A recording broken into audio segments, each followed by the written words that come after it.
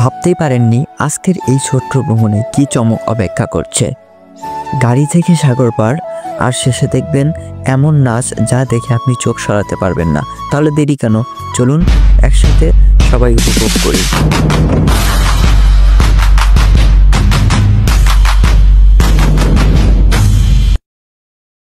আজকে শুক্রবার, তাই ভাবলাম সবাই একসঙ্গে দোহা কর্নিশ থেকে ঘুরে আসা যাক।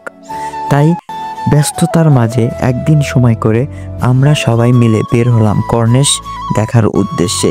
শুধু দেখা নয়, সেখানে গিয়ে আমরা উপভোগ করব সেই সুন্দরতম মুহূর্তগুলো যেগুলো একজন প্রবাসীকে বেঁচে রাখে।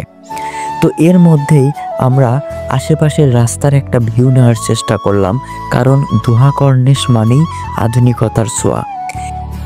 আমি যেই শহরে থাকি, নিউ আর রায়ান, এখান থেকে কাতার কর্নিশ যেতে সময় লাগে মাত্র 30 মিনিট।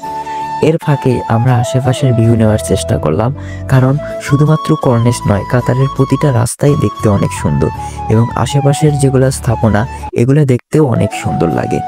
তো আমরা অবশেষে কর্নিশে পৌঁছালাম এবং সেখানের যে প্রথম ভিউ সেটা হচ্ছে আমরা সাগর পাড়ের ভিউটা দেখলাম।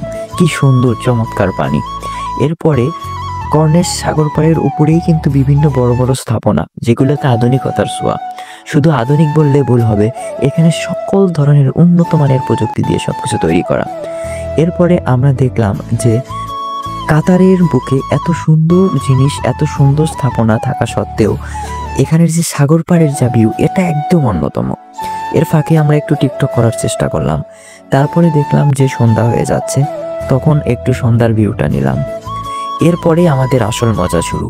আমরা সবাই মিলে ভাবলাম যে একটু বোটে ওঠা যাক। তো বোটে উঠেই তো আমরা নাচানাচি শুরু করে দিলাম। শুধু তাই নয়, দেখলাম পাশে রাশিয়ানরা। তো রাশিয়ানদের নাচ দেখলে আর কি বলবো ভাই, একদম মানে কি অসম্ভব ধরনের নাচ। তো নাচ তো নয়, শুধু এটা একটা উপভোগ করার জিনিস।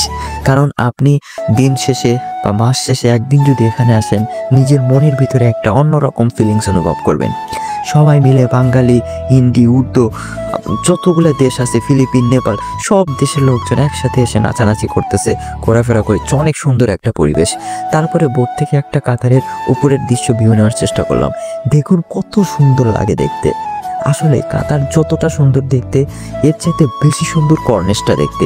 কারণ কাতারের বুকে কর্নিশ একদম অন্যতম, একদম সুন্দরতম একটা জায়গা।